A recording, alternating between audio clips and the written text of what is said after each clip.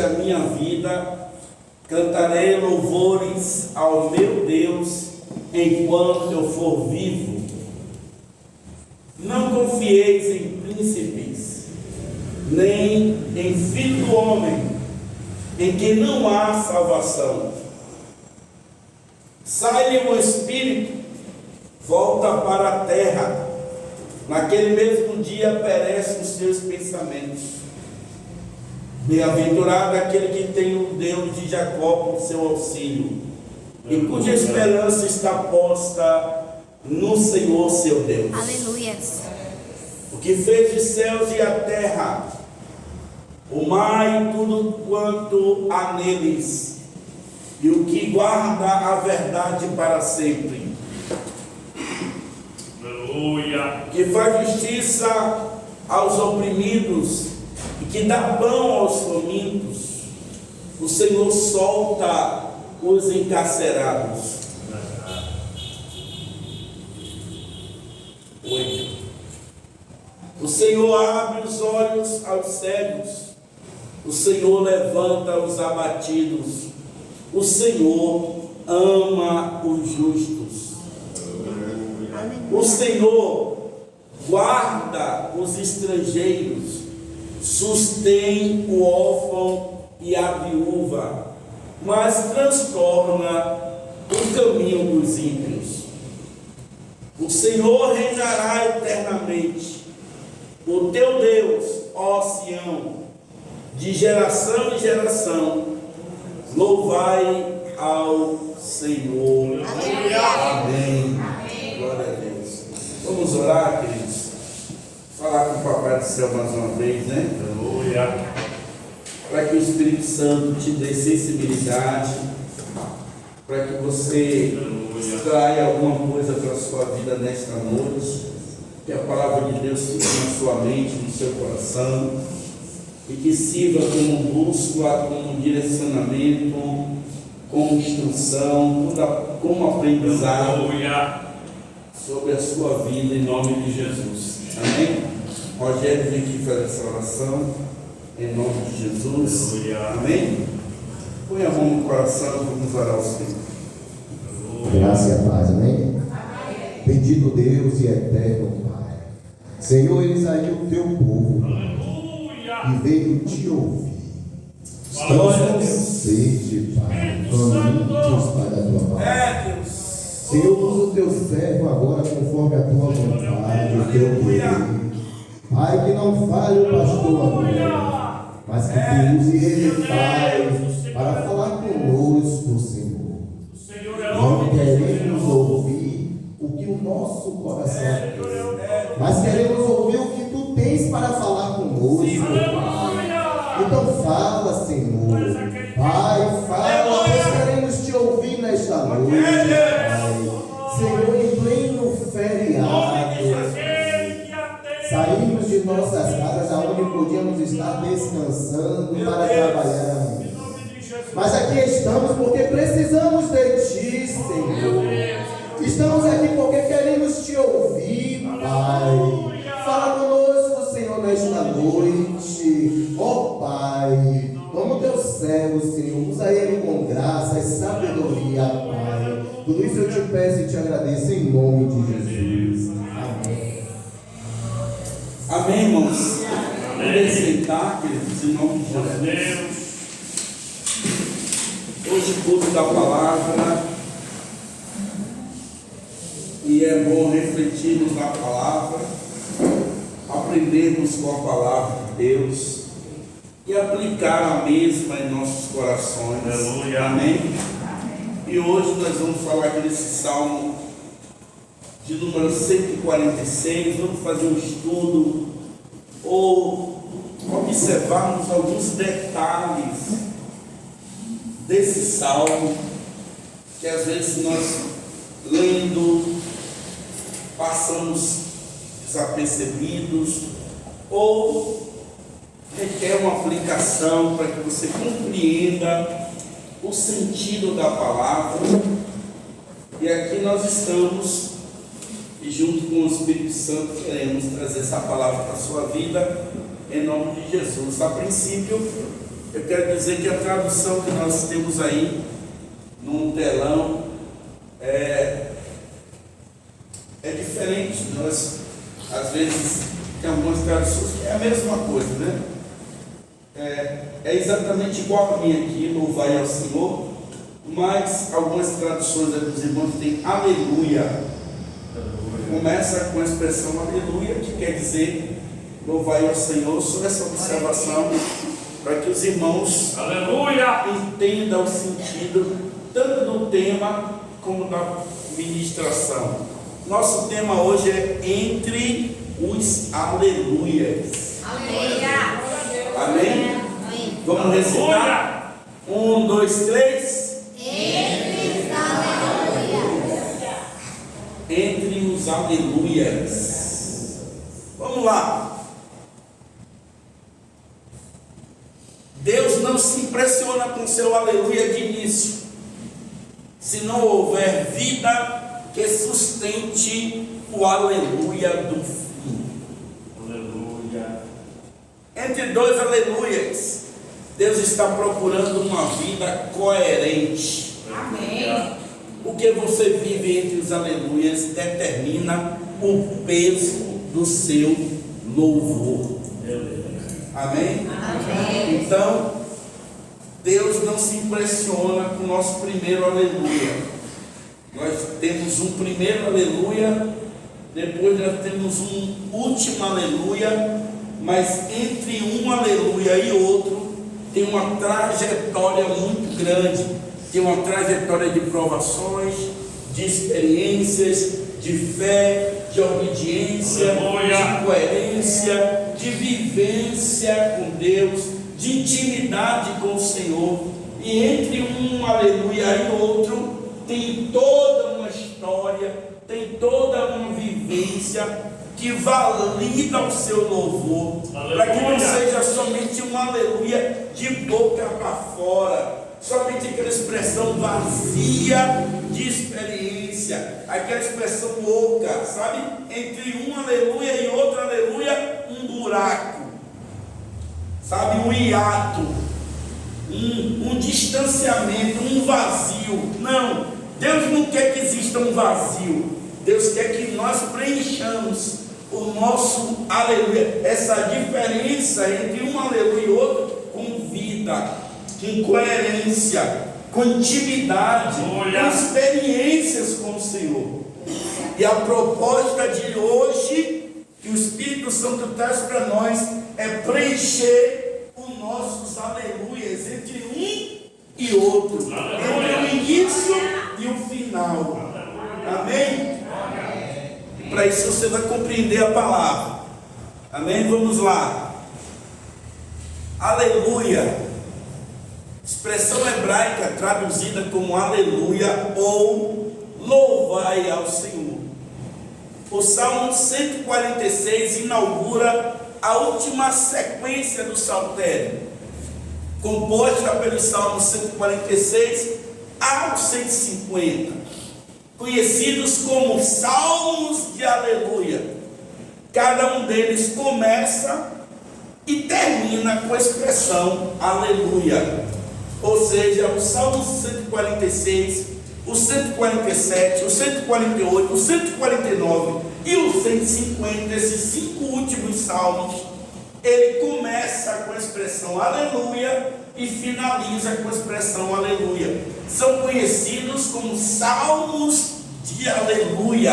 Aleluia. Eles começam louvando a Deus e terminam louvando a Deus. E como eu disse aqui para os irmãos, entre o começo do aleluia e o final do aleluia tem a história do salmista, tem as expressões de fé, tem os princípios bíblicos, tem os atributos de Deus entre um aleluia e outro aleluia. E o Salmo 46 é o primeiro desses salmos, e aquela expressão aleluia quer dizer louvai ao Senhor, ou louvado seja o nosso Deus. Amém? Vamos lá, Salmo. Glória a Deus. Algumas informações de autoria desconhecida. alguns estudiosos atribuem possivelmente a Zacarias ou a Ageu, pois há um consenso maior sobre o tempo em que o salmo foi escrito. Possivelmente na época do retorno dos hebreus do exílio, melhor dizendo, na Babilônia, seja quem for o autor, disse: o louvor não é opcional. O louvor a Deus é obrigatório. O louvor a Deus tem que fluir. Amém? Então deixa eu só contextualizar aqui os irmãos. Porque Zacarias e Ageu, eles eram profetas pós-exílicos. Então, possivelmente, por isso que eu botei possivelmente, porque você encontra algumas divergências sobre a autoria desse salmo. Mas existe mais pessoas, mais teólogos, mais eruditos, mais estudiosos da palavra, que atribui esse salmo a um período, que é o período onde o povo saiu da Babilônia pelo decreto, pela mão poderosa do Senhor, e retornaram para Jerusalém, retornaram pela restauração dos muros, restauraram o templo, e foi aquela maravilha, né? Como diz aquela expressão, a glória da segunda casa será maior do que a primeira. Glória a Deus. Então, esses 12 profetas possivelmente foi usado por Deus para a escrita do Salmo 146. Amém? Vamos lá. Convocação ao louvor. O salmo começa com uma exortação pessoal. O salmista não apenas convoca os outros a louvar, mas chama a própria alma ao louvor. Certo? Ali tem o ao louvor. Certo? É uma adoração que nasce no íntimo, não de um formalismo religioso. Sabe? É alguém que olha e chama o seu interior para louvar a Deus. Ele disse: louvai ao Senhor, e ele usa a expressão enquanto eu viver, ou seja, um compromisso vitalício. Ele disse: enquanto eu viver, eu vou louvar o Senhor. Amém. Enquanto eu viver, ele disse: olha, minha alma, você vai louvar ao Senhor. Ele fala com o seu interior, ele fala com o seu íntimo, ele chama a sua própria vida ao louvar ao Senhor. Amém? E nós vamos entender o porquê que o salmista ele faz essa exortação pessoal ao louvor a Deus. Nós vamos perceber aqui a intimidade do salmista, as expressões dele e o porquê que ele diz: olha, minha alma, louve ao Senhor. E ele também nos convoca a louvar a Deus, a adorar esse Deus que é tão tremendo. Aleluia. Amém? Glória a Deus. Louvor contínuo não é uma fase da vida, nem apenas alguns momentos, mas sim um estilo de vida, não movido às circunstâncias favoráveis. Louvar é uma escolha consciente, não apenas uma relação emocional. O louvor deve atravessar fases boas e difíceis. Amém? Então louvar a Deus não é quando tudo está bem, quando tudo está fluindo, quando tudo está dando certo, quando você está motivado, quando você está empolgado, quando você está arrepiado, ou quando você tem alguns momentos específicos, como no caso do culto. Nós vamos adorar. Não, louvar a Deus é um louvor contínuo, é um louvor constante. A nossa vida deve ser uma liturgia ao Senhor, deve ser um cântico ao Senhor cotidianamente, ou seja, durante todo o dia, durante todo o tempo. Nós temos que adorar o Senhor. Amém. Amém? Nós temos que adorar o Senhor, não importa a motivação. Então, um adorador é um estilo de vida, ele escolhe adorar. ele entende o porquê da adoração.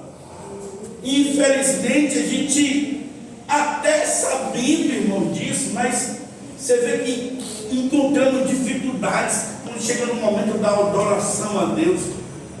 Nós temos dificuldades, às vezes nós não queremos abrir a boca para louvar, perdemos um momento da adoração. Irmão, se você souber a importância da adoração, a importância do louvor, não só a música, porque o louvor é muito mais do que o som, o louvor é muito mais do que um instrumento, o louvor é muito mais do que uma música, do que um som, do que um cântico. Louvor é uma expressão de adoração a Deus. Amém? E é um estilo de vida. Amém. Eu vivo para louvar o Senhor. Você vive para adorar a Deus. E quem entende isso, irmãos, não importa a geografia, não importa o endereço, não importa o lugar, a pessoa vive para adorar a Deus. Não importa onde, ele faz uma escolha pessoal. Eu escolhi adorar a Deus. Amém? Glória a Deus.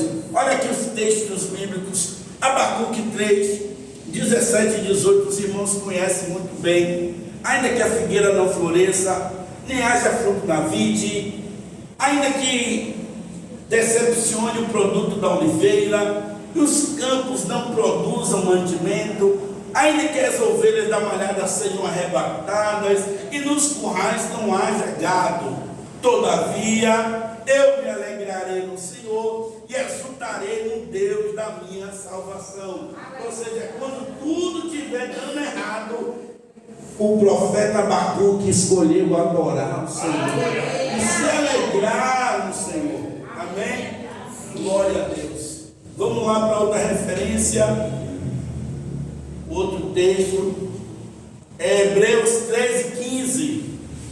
Portanto, ofereçamos sempre por ele a Deus sacrifício de louvor, isto é, o fruto dos lábios de quem confessa o seu nome. Amém. Ou seja, por que nós colocamos esse texto? Porque existe a expressão sacrifício de louvor. Ou seja, irmão, se é sacrifício, às vezes não é fácil louvar. Às vezes o louvor não quer fluir. Às vezes você não tem vontade de louvar. É isso que nós temos que entender. Que o louvor não é quando tudo está dando certo. Não, às vezes você tem que tirar o louvor de dentro da sua alma. Foi isso que o salmista fez. Louvai ao Senhor minha alma. Aleluia. Ou seja, ele arrancou o louvor de dentro, porque o louvor não queria sair. Meu Deus. Porque as dificuldades aumentam, os obstáculos para o louvor aumentam. E eu costumo sempre usar essa expressão: o verdadeiro louvor não é no céu, o verdadeiro louvor é aqui na terra. Por que é aqui na terra? Porque aqui o louvor pode não ser louvor. Aqui tem tudo para o louvor deixar de ser louvor.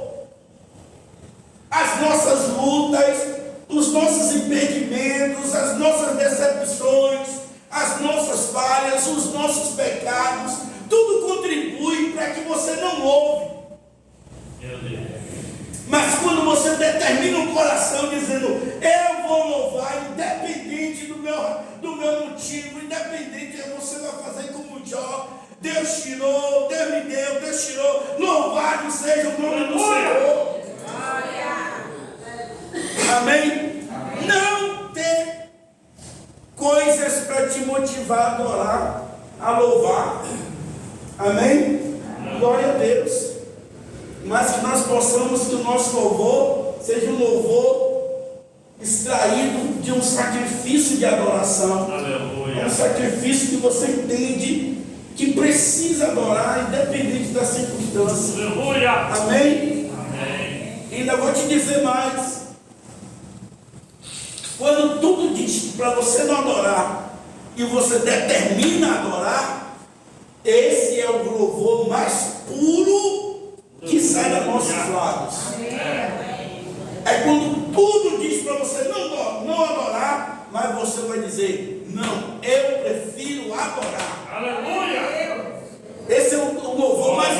verdadeiro, porque o louvor, quando tudo está, sabe, irmão, tudo está fluindo, sabe, não é ruim não, é muito bom, mas às vezes pode não ser um louvor. A gente pode estar encantado ou alegre porque a coisa deu certo, mas o verdadeiro louvor é quando você não tem motivo para adorar, mas pela sua consciência e pela sua fé você adora a Deus. Aleluia! Amém? Glória a Deus. Vamos lá, Sam. Confiança certa, isso aqui é o verso 3 do Salmo 146, que diz, lembrem, não confieis nos príncipes. A confiança certa, a dependência errada gera frustração.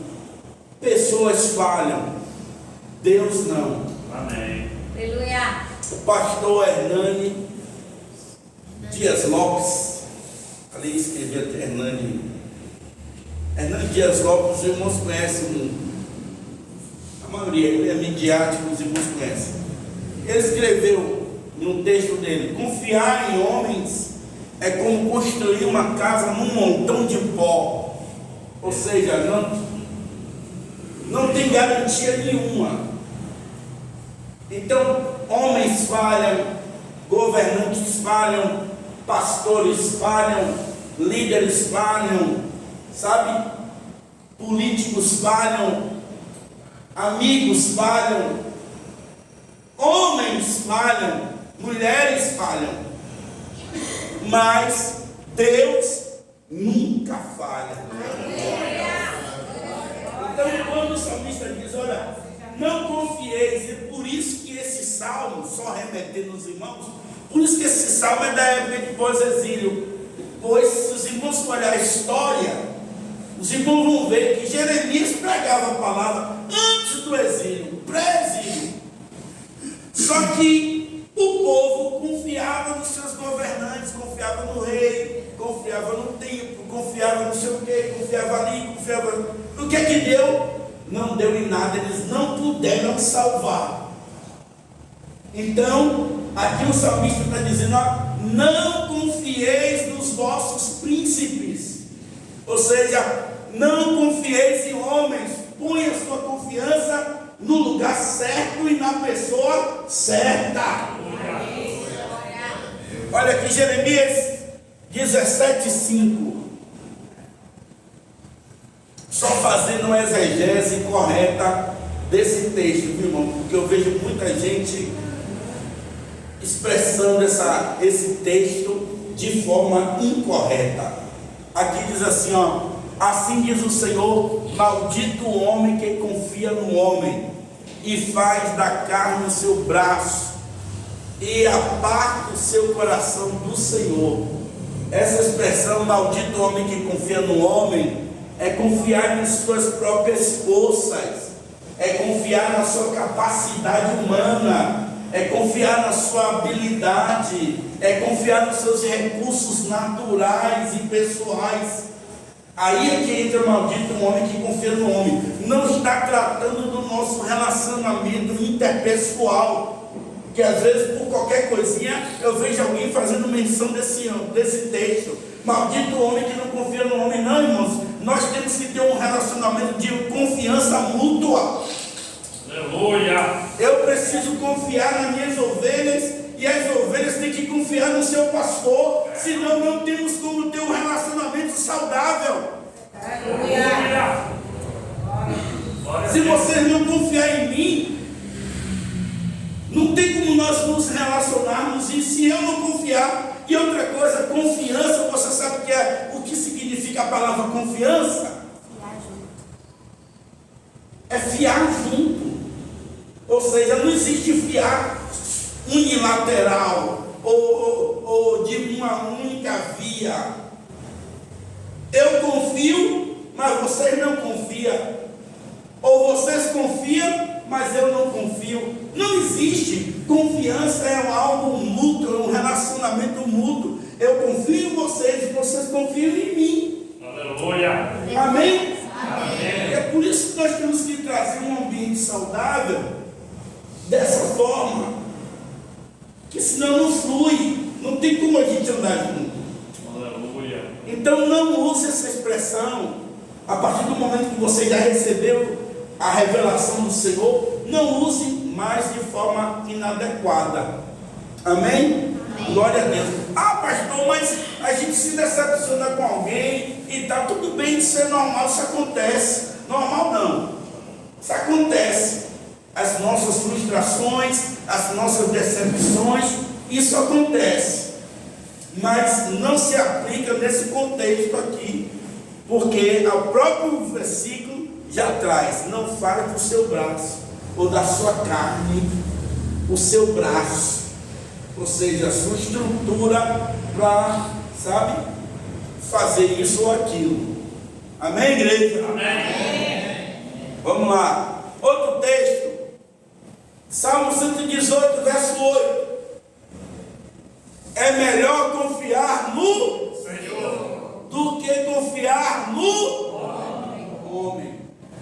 Aqui também é essa mesma aplicação.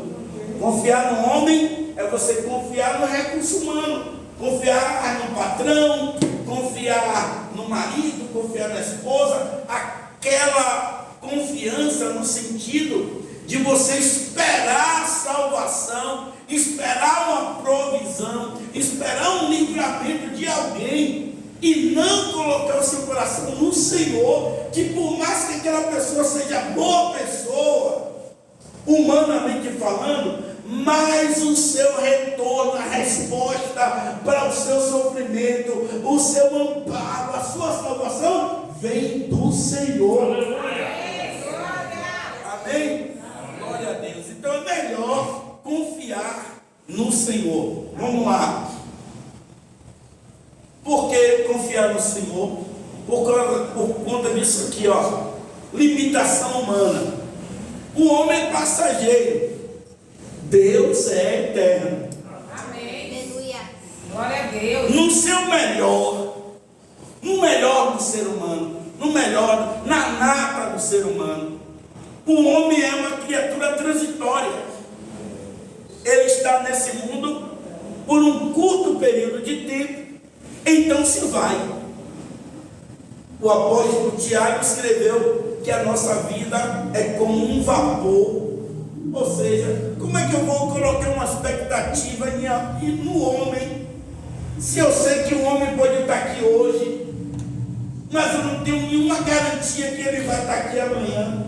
Como é que eu vou esperar que alguém vai fazer alguma coisa por mim, se está aqui comigo agora, mas pode não estar mais? É verdade, meu Deus. Aqui, ó, que diz aqui Tiago, ó: digo-vos que não sabeis o que acontecerá amanhã, porque que é a vossa vida? Aí Tiago diz, já responde: é um vapor que aparece por um pouco e depois desvanece, ou seja, desaparece. Da mesma forma que veio, vai.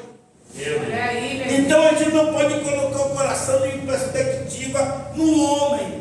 A fulano me prometeu e eu estou todo empolgado porque vai chegar aquele dia que ele me fez a promessa, e você põe todo o seu coração, a sua confiança, e depois existem as frustrações, existe o desânimo, existe, sabe, as decepções da vida.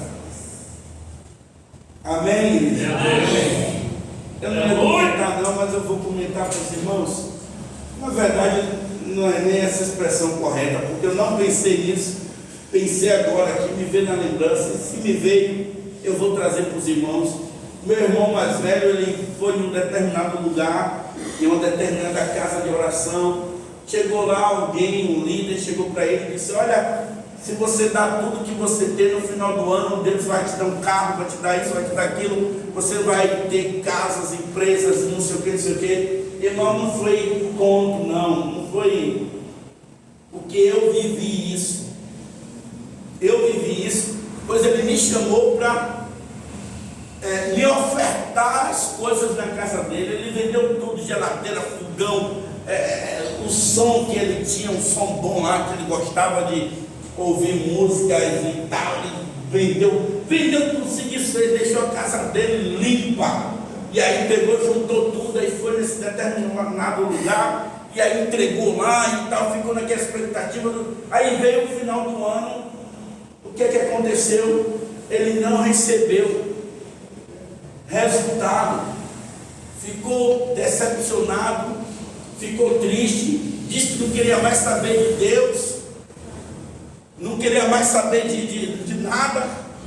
E aí passou um tempo, e graças a Deus que hoje Deus já entrou com providência e ele já está na presença de novo. Amém. Amém? Amém. Mas eu me lembro desse momento na casa dele, que alguém fez uma promessa e ele pôs o coração e se empolgou e tal. Olha o que é a vida do homem. Então tome cuidado. Amém? Tome cuidado, porque a nossa confiança tem que estar na pessoa certa. Amém? Eclesiastes 3:20.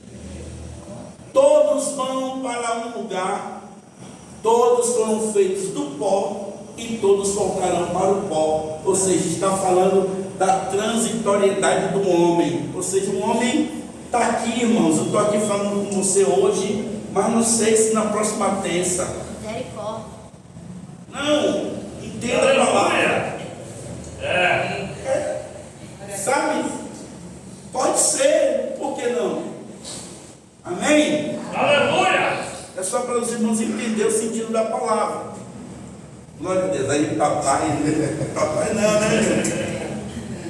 Ô, glória! Já deu logo uma rebanada lá, não? Misericórdia. Aleluia! Verdadeira felicidade, irmãos.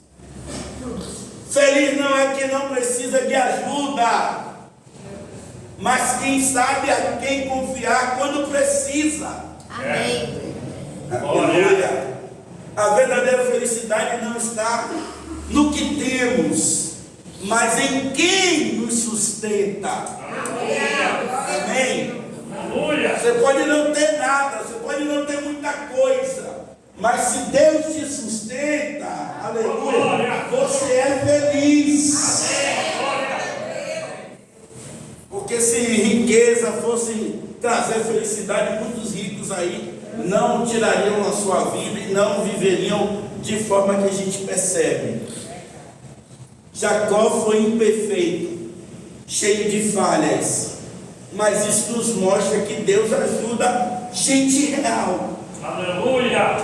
Com limitações, com pecados, com faltas, com fraquezas. Mas Deus te ajuda. Deus te ajuda. Você quer a ajuda de Deus? Levanta a mão aí para você despertar, que aí eu quero. Amém. Glória a Deus. Olha aqui o texto bíblico. Olha a palavra que Jesus falou, que Deus falou para Jacó: eis que eu estou contigo, te guardarei por onde quer que fores, e te farei tornar essa terra, porque não te deixarei até que haja cumprido o que eu tenho te falado. Amém? Deus promete estar com Jacó. Jacó era trapaceiro, Jacó era, sabe? Mas Deus estava com ele. Amém. Amém? Glória a Deus. Então, felicidade é confiar, é saber com quem nós estamos. Olha, a partir de agora, nesse verso 6, a gente vai falar de alguns atributos de Deus. Coisa linda, olha, Criador de tudo. Se Deus criou tudo, então nada está fora do seu controle. Diferente dos homens, limitados e passageiros, Deus tem autoridade total. Não é apenas sobre criar, mas também sobre manter. Quando diz tudo o que neles há, mostra que Deus continua envolvido com a sua criação. Amém, Jesus. Ou seja, Deus não só criou, mas Deus mantém, Deus sustenta. Aleluia! Deus dá graça, Deus está presente. Amém. E Em outros salmos diz: um dia faz declaração a outro dia, uma noite mostra sabedoria a outra noite. E outro texto diz que a toda a terra está cheia da glória de Deus. E eu já expliquei aqui para os irmãos que nós pentecostais, quando falamos de glória, nós dizemos: não, é fogo cair do céu, é terremoto, é porta se abrir, é cadeia quebrar. E isso também é glória. Mas a glória de Deus é a manifestação do caráter de Deus na terra. Amém? E como é isso, pastor? Eu vou te dar um exemplo simples. É como um pássaro de primeiro ninho, que não passou pela escola, ninguém sentou para explicar nada, e ele consegue construir aquela maravilha daquele ninho por instinto. E aquele instinto do pássaro é a manifestação da glória de Deus, porque o Senhor sustenta e construiu e formou e criou o pássaro para construir um ninho, e ele faz naturalmente. Isso é glória de Deus. É quando a coisa flui no sentido pelo qual ela foi estabelecida pelo próprio Deus. Aleluia! Quer ver um outro exemplo agora contrário? Quando um homem se deita com outro homem. Isso não é glória de Deus. Por que não é glória de Deus? Porque o sentido da criação não foi essa. E é por isso que Deus abomina esse tipo de prática, porque não vejo glória de Deus nesse comportamento. Amém? Vocês entenderam? Amém. Pronto. Então, quando a coisa é feita no fluir daquilo que foi criado, é glória de Deus. Amém? É presença do Senhor. Então Deus não só cria, como Ele mantém. Quer ver uma coisa? Se dependesse dos seres humanos, você imagina se existiria ainda alguma coisa nessa terra, irmãos? Não. Hein? Diga aí.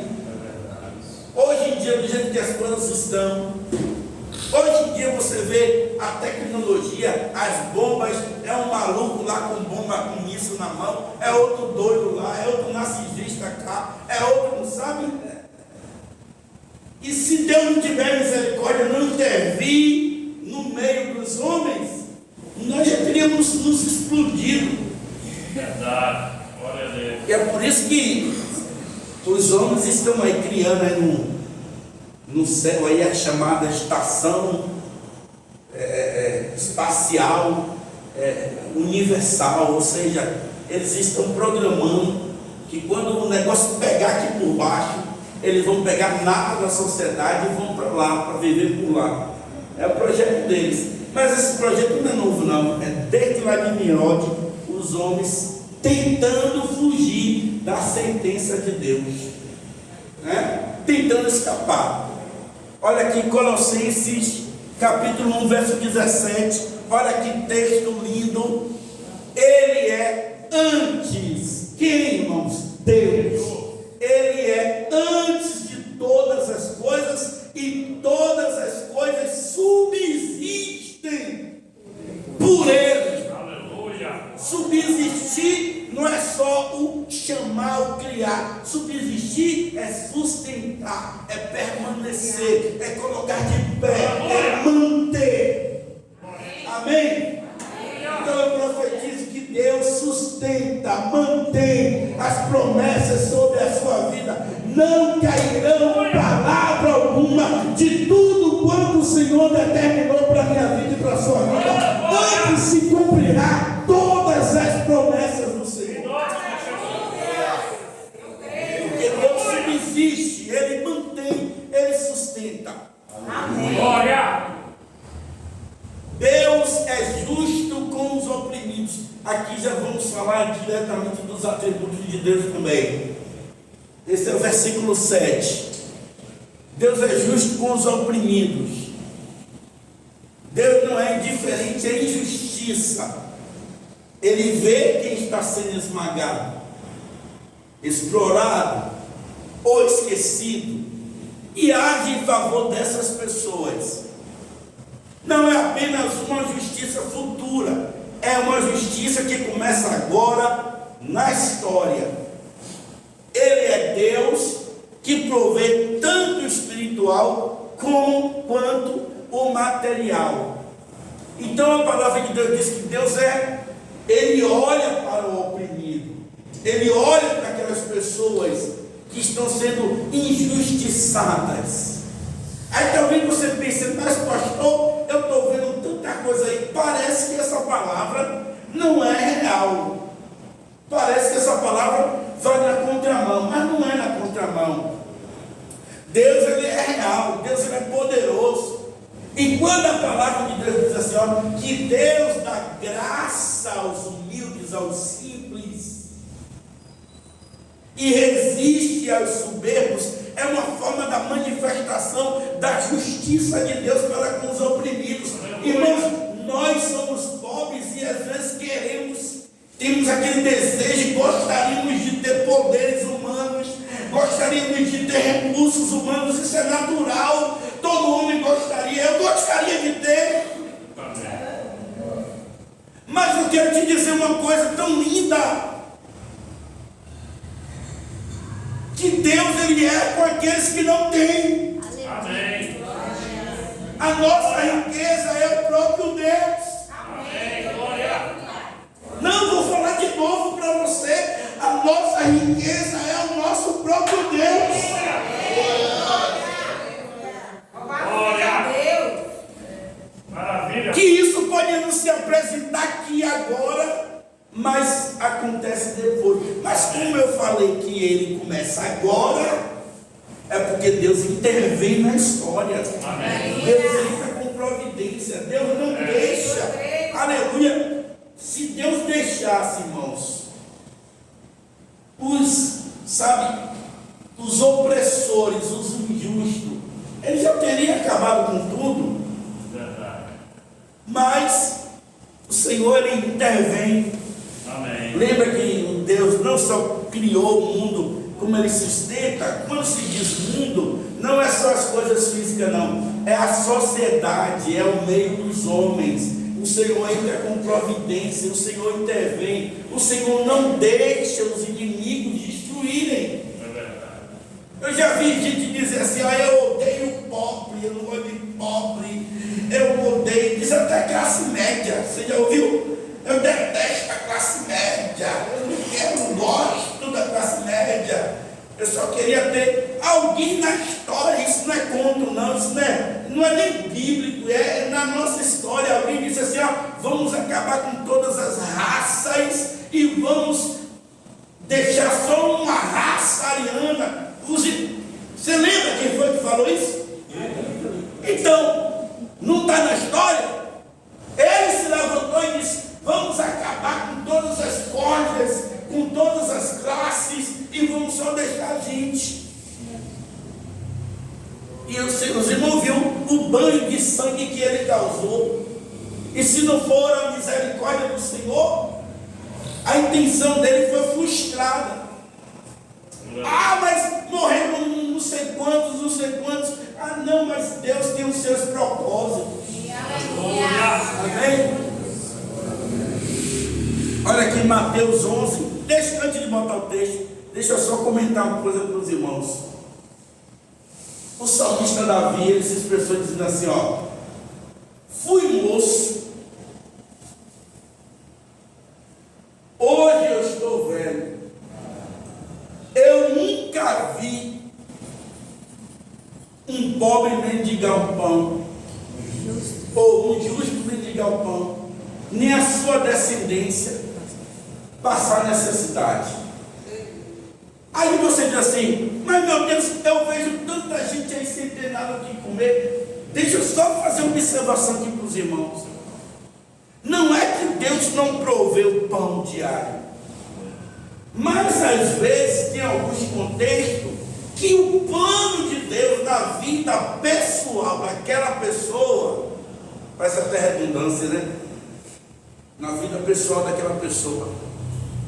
Mas o trabalhar ser humano aqui e ali é maior do que ter uma provisão. Quem sabe Deus não está querendo apertar o seco para aquela pessoa reconhecer que Ele é Deus. Então, não é que Deus não vai cumprir a sua promessa, não, porque está escrito, e fiel é a palavra, que Deus, Ele mantém o nosso pão diário e nos sustenta. Aleluia. Se Deus, irmão, sustenta os pássaros que não trabalham, não plantam, mas Deus alimenta, quanto mais o ser humano. Amém. Glória a Deus. Mas eu conheço alguém que passa fome. Mas por que é que passa fome? Às vezes Deus aperta o cinto para aquela pessoa reconhecer que Ele é Deus. Mas quem reconhece que Ele é Deus e está passando por um aperto, Deus também está querendo se revelar como um Deus provedor, como um Deus sabe de graça. Aleluia. E o trabalhar de Deus na vida de cada um. Mas no geral, Deus é fiel para manter o nosso pão diário. Amém. Quer ver? Bota aí, Mateus 6,11. A oração de Jesus que Ele nos ensinou, né? O pão nosso de cada dia nos dá hoje. Amém. Amém? É uma nossa oração que nós fazemos e Deus é fiel para prover o nosso alimento diário. Amém. Quando não vem de manhã, vem meio-dia, quando vem meio-dia, vem à noite, mas o Senhor é sempre fiel. Amém? Amém. Glória a Deus. Vamos lá. Ainda nos atributos de Deus, verso 7. Deus solta os encarcerados. Nem toda prisão tem grades. Há pessoas presas por distúrbios emocionais, opressões sociais, abusos, prisões espirituais, etc. Deus não apenas quebra correntes externas, Ele cura o interior também. Amém. Então, quando a palavra diz assim, que Deus liberta os encarcerados de prisões, né, de algemas, e se cumpre na minha e na sua vida aquela palavra que diz, o laço quebrou e nós escapamos. Glória. Deus, Ele abre essas cadeias, Deus, Ele abre essas prisões, Ele tira essas algemas, né? Ele nos liberta daquilo que quer nos aprisionar. A palavra de Deus diz que aquele que comete o pecado é escravo do pecado, é preso pelo pecado. Mas até para isso, Deus já enviou o seu Filho para nos libertar dessas algemas do inferno. Amém? É por isso que Paulo, entendendo isso, diz: onde está a morte? O teu aguilhão. Onde está o inferno, a sua vitória? Ele disse: mas graças a Deus por nosso Senhor Jesus Cristo, que nos deu vida e nos deu vitória. Amém? Então olha aqui, João 8,32, todos conhecem esse texto. E conhecereis a verdade, e a verdade vos libertará. Ou seja, essa liberdade com que Cristo nos liberta é de prisões espirituais, emocionais, prisões físicas também. Lembra de Paulo e Silas? Deus também livrou eles de prisões. O próprio Pedro, Deus livrou da cadeia. Enfim, Deus livra de prisões físicas, de grades físicas, mas Deus nos livra, acima de tudo, de prisões espirituais, emocionais. Aleluia! De prisões sociais. Graças a Deus. Amém? Prisões sociais. Eu me lembro que quando Lázaro morreu e foi para a glória, e estava lá no paraíso, no seio de Abraão, o rico olhou e disse, viu Lázaro lá, de boa, desfrutando, gozando. Aí, para não cada horário, os irmãos conhecem essa palavra, esse texto. Aí, em um diálogo do rico com Jesus, o Senhor falou: você já recebeu a sua parte lá, e Lázaro só as mazelas. Ficava lá se coçando com a telha e você passeando com a sua púrpura.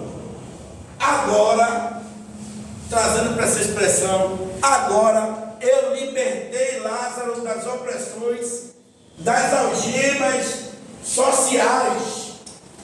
Aleluia. Amém? Cá para nós, irmãos, eu lembrei aqui agora, eu vou falar para os irmãos. Rapaz, eu vou dar só um exemplo da gente. O Brasil é um país tão rico, tão abençoado por Deus, tem de tudo, minérios raros, tudo. O Brasil, se fosse ser justo com seus, era para a gente estar aqui, ó, dando saltos, porque a gente nasceu nessa terra amada e tão abençoada. Mas por que o povo é pobre na sua maioria? Porque o dinheiro está no bolso de poucos. Verdade. Isso é uma opressão social ou não é? A gente tem que pagar o preço, irmão, para misericórdia, não quero nem entrar por esse caminho. Só o sangue de Jesus, mas ó, eu vou ficar com aquele jargão popular que diz assim, ó, quem ri por último, Glória. não deixe quieto. Vamos continuar, vamos perseverar aqui, porque naquele grande dia vai se reverter. Você vai estar nas maravilhas, gozando das maravilhas de Deus, e quem quer que seja o responsável para estar lá recebendo o seu quinhão.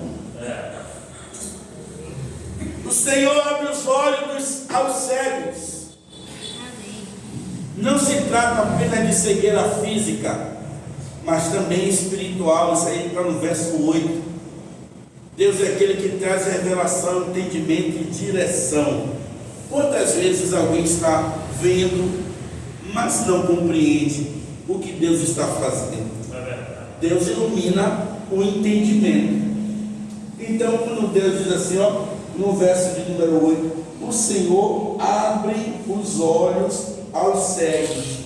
Não é só olhos físicos também, mas principalmente olhos espirituais. O Senhor tira as escamas dos nossos olhos, para que a gente possa enxergar a luz do Senhor, para que a gente possa contemplar a graça de Deus, para que a gente possa contemplar as maravilhas que o Senhor faz, para que o nosso entendimento perceba, a nossa visão perceba o direcionamento que o Senhor traz para nossas almas, para nossas vidas. Então o Senhor abre os nossos olhos.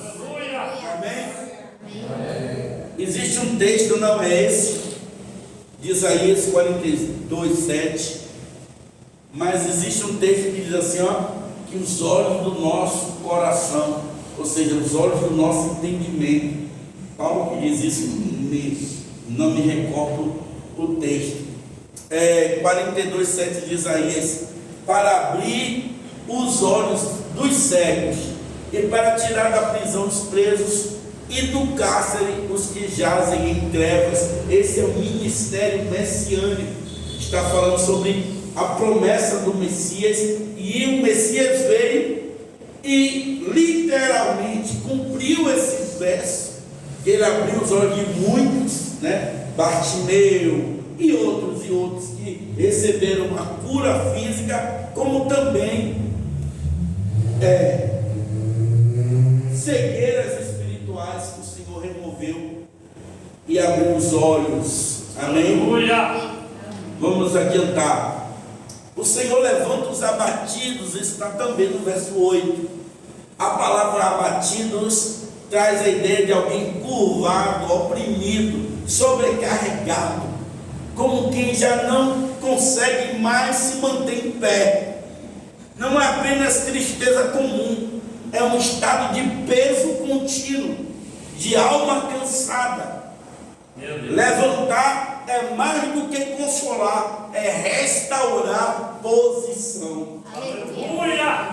Amém? É restaurar o nosso posicionamento, é tirar dos nossos lombos as cargas, os fardos, né, de alguém que está sobrecarregado, cansado. Aí a gente vê um texto que é claro, Mateus 11:28, quando Jesus diz: vinde a mim todos que estáis cansados e oprimidos, e eu vos aliviarei. Então a promessa do Senhor, irmãos, é visitar os oprimidos, os cansados, os sobrecarregados, os que, sabe, não aguenta mais o fardo da vida, mas o Senhor restaura o nosso posicionamento. Amém? O Senhor nos alivia. É mais do que um consolo, é uma restauração de posição. Amém? Glória a Deus. Isso é que Jesus faz conosco. O Senhor ama os justos. Ser justo não é ser perfeito, mas ter postura correta diante de Deus. Irmão, eu vou falar aqui para os irmãos um detalhe que também as pessoas às vezes aplicam de forma correta, ou de forma incorreta. Alguém diz assim: tem um texto da palavra que diz assim: a oração do justo pode muito contra os seus efeitos. Aí tem alguém que questiona: mas quem é o justo para orar? Para aplicar esse versículo. Aí sempre questiona, irmãos, tentando compreender a graça de Deus de forma racional. Mas entenda aqui, ser justo não é ser perfeito, mas ter uma postura correta diante de Deus, é se esforçar. Aleluia. É se esforçar. Aqui eu não coloquei não, mas tem um exemplo claro de Davi. Davi, irmãos, passou por todo aquele processo, mas ele não perdeu o título de homem segundo o coração de Deus. Por que ele não perdeu? Mas ele adulterou, ele pecou, ele fez isso e aquilo. Mas a postura dele diante de Deus fez toda a diferença. Aleluia. Ele reconheceu o seu estado, ele reconheceu suas mazelas, ele reconheceu o seu pecado e adorou a Deus e atribuiu ao Senhor a justiça que ele merecia. E Deus foi misericordioso com ele. Graças a Deus. Observe, Deus ama a todos, mas Deus se relaciona de forma especial com quem anda com ele. Aleluia. Ser amado como justo não é um título para conforto, mas um chamado para viver de forma coerente e íntegra. Aleluia.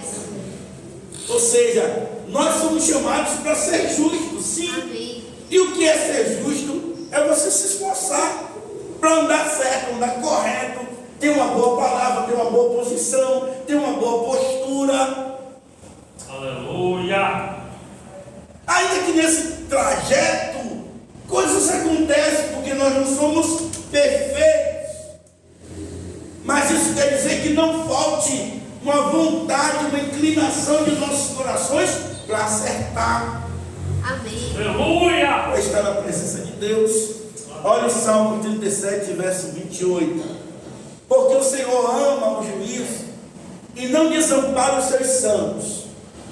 Eles são preservados para sempre, mas a semente dos ímpios será desarraigada. Amém? Eu gostei da primeira parte, a parte A, que diz: o Senhor ama o juízo e não desampara os seus santos. Podemos trocar como não desampara os justos. Amém? Aleluia. Glória a Deus. Vamos correr. O Senhor guarda os estrangeiros. Na cultura bíblica, o estrangeiro era alguém sem proteção, sem direitos garantidos, vulnerável à exploração. Quando o salmista diz que Deus guarda, ele está afirmando que Deus se torna um protetor de quem não tem quem o defenda. Aleluia. O Senhor é Deus de todos. Aleluia. Deus chamou Israel. Deus chamou Israel para Israel ser um modelo, mas Deus não chamou Israel para Israel ser exclusivo. Israel era um modelo para as outras nações, não para ter exclusividade de Deus. Então por isso que Deus ama os outros povos também, principalmente aqueles que tinham tudo para ser idólatra, mas rejeitam a idolatria e abraçam a fé em Deus. Aleluia. Amém? Esses, pode olhar aí, na Bíblia você vê alguns casos. O mais conhecido é o de Raabe, né? Tinha tudo para ser idólatra, mas foi uma mulher de fé e foi habitada no meio do povo de Deus e foi agraciada pelo Senhor. Graças a Deus. A outra foi Ruth, poderia ser idólatra, mas por causa do relacionamento com a sua nora, ela foi também agraciada e abençoada por Deus. Todas as duas fazem parte da genealogia de Jesus, viu? Amém. Glória a Deus. Os irmãos verem. Volte lá, Santo. E é por isso que o Senhor, Ele sempre estimula, hoje em dia, mas não, devido à violência. Não é que Deus mudou não, viu, irmão? Quem mudou fomos nós. Mas Deus ama a hospitalidade. Deus, Ele ama você receber alguém, você tratar alguém com dignidade, você dar a alguém um tratamento, sabe, honroso. Ah, mas não conheço, mas está aí na sua casa, chegou na tua casa, você trata com respeito, trata com amor, você põe um lençol bonito, você dá uma toalha boa, sabe, trata com honra, trata com respeito. Isso é coisa de Deus. O texto diz que por causa disso alguns até hospedam anjos. Anjos vão na casa de alguém. Aí hoje eu falo que a gente tem essa restrição por causa da questão da violência. Ninguém vai estar abrindo a sua casa para receber ninguém. Mas não quer dizer que Deus mudou. O princípio ainda é verdadeiro. Deus, Ele respeita o estrangeiro. Você pegar alguém que está desamparado, que está, sabe, desabrigado, que não tem acolhida, e você fazer isso, você está entrando em sintonia com o caráter, com o atributo de Deus. Aleluia. Deus, Ele respeita. Olha aí o texto, Deuteronômio 10, 18, que faz justiça ao órfão e à viúva, e ama o estrangeiro, dando-lhe pão e roupa. Isso é Deus. Ama o estrangeiro, dando-lhe pão e roupa. Glória a Deus. E quando nós agimos da mesma forma, nós estamos compartilhando do mesmo sentimento do Senhor. Graças a Deus. Amém? Então peça a Deus que te livre de todo mal, mas não tranque o seu coração não, porque a melhor coisa do ser humano é estar em sintonia com o seu Criador. Amém? Glória a Deus. O Senhor ampara o órfão e a viúva. Os órfãos e viúvas representam na Bíblia os mais frágeis socialmente, sem estrutura familiar ou sustento, dependiam da misericórdia alheia. Deus não ignora a dor dos desamparados. Isso revela que o coração de Deus está inclinado para quem sofre. Ele não é indiferente. Ou seja, toda a Bíblia você vai ver o Senhor sempre chamando a atenção para esse detalhe. Não desampare os órfãos, não desampare as viúvas, não vire as costas para a necessidade deles, porque o próprio Deus, Ele se inclina para isso. Isso é tão sério que olha o que aqui Tiago diz, Tiago 1,27: a religião pura e imaculada para com Deus e Pai é esta: visitar os órfãos e as viúvas nas suas tribulações e guardar-se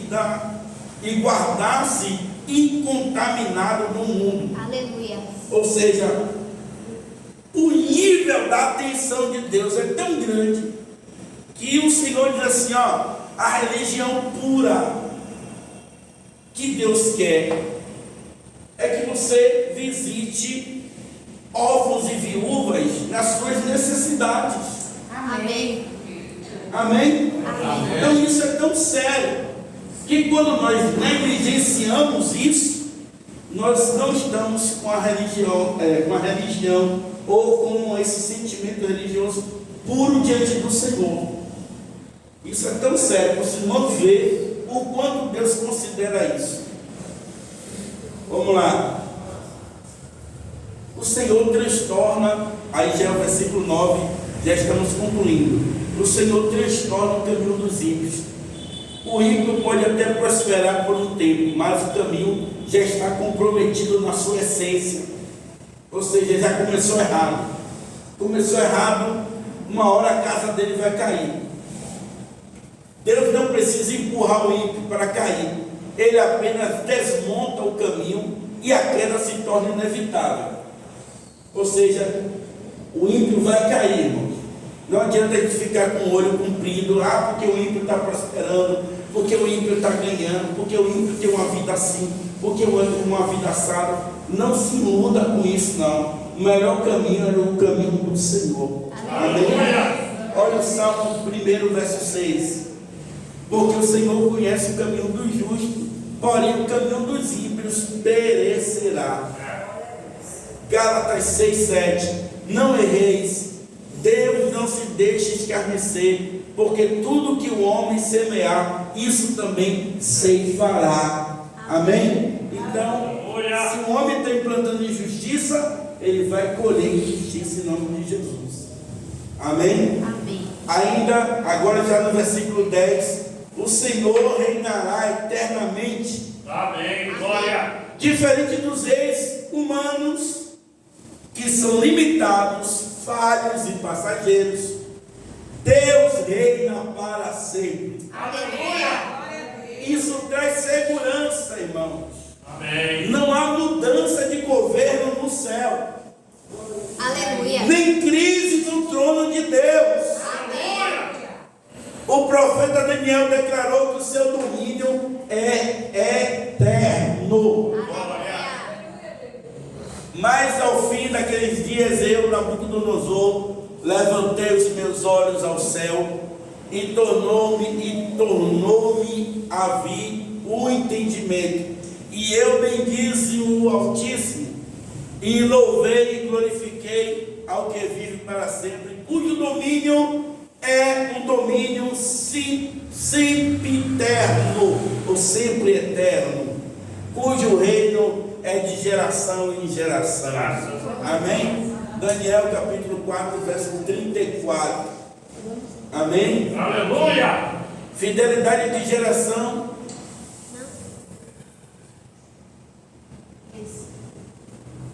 Um Deus pessoal e próximo. O texto diz: teu Deus, ó Sião, não é apenas um Deus distante, mas um Deus que se relaciona com seu povo. Amém. Sião representa o povo de Deus, e hoje podemos entender como aqueles que pertencem ao Senhor. Ele não é só soberano, Ele é o nosso Deus, Ele é o seu Deus, Ele é o meu Deus, Ele é o nosso Deus. Então a expressão do salmista é: o teu Deus, ó Sião, chamando a Deus para um relacionamento pessoal com aquele povo, e nós fazemos parte da Sião espiritual de Deus. Amém? Então podemos entender essa expressão dizendo que Ele é o nosso Deus. Ele é um Deus próximo, não é um Deus distante. Só para título de informação para os irmãos, essa doutrina que ensina a distância ou distanciamento de Deus para com o dia a dia dos seres humanos se chama teísmo. Não tem respaldo na Bíblia. Amém. Porque o nosso Deus é um Deus presente. Amém. Fidelidade de geração em geração, mostra Deus, ou de geração em geração, mostra que Deus não muda com o tempo. O mesmo Deus que agiu no passado, continua agindo hoje, continuará agindo no futuro. Você pode confiar, Ele é o mesmo ontem, hoje e eternamente. Deus não falha em nenhuma geração. E aqui em Malaquias 3:6 diz assim, eu, o Senhor, não mudo. Tiago diz que em Deus não há sombra de dúvida nem variação. Aleluia. Nosso Deus, Ele é firme, convicto na sua palavra, no seu comportamento, na sua essência. Amém? Já pensou se o nosso Deus fosse que nem um homem com espírito dobre, ou com ânimo que é como as ondas do mar, que bate, que vai, que volta? Não, nosso Deus é firme. Amém? Ele não muda. Quem muda somos nós. E aí, já para conclusão, irmãos, entre o primeiro e o último aleluia, tem luta, tem decisão, tem renúncia, tem fé, e é exatamente isso que transforma uma palavra repetida em um verdadeiro louvor. Aleluia! Glória! Em um verdadeiro louvor. Então, entre um aleluia do início e o aleluia do final, olhe quantas coisas o salmista colocou aqui, dizendo: Deus é, Deus pode, Deus faz, o ímpio é assim, o justo é assado, e Deus é, e tal. Ele mostra as suas experiências com o Senhor e faz com que a sua palavra no final seja um aleluia, mas não um aleluia solto, um aleluia de expressão, de louvor ao nosso Deus. E aqui encerramos. Aleluia. Louvado seja Deus. Louvado seja o Senhor. Amém? Pode aplaudir o nosso Deus.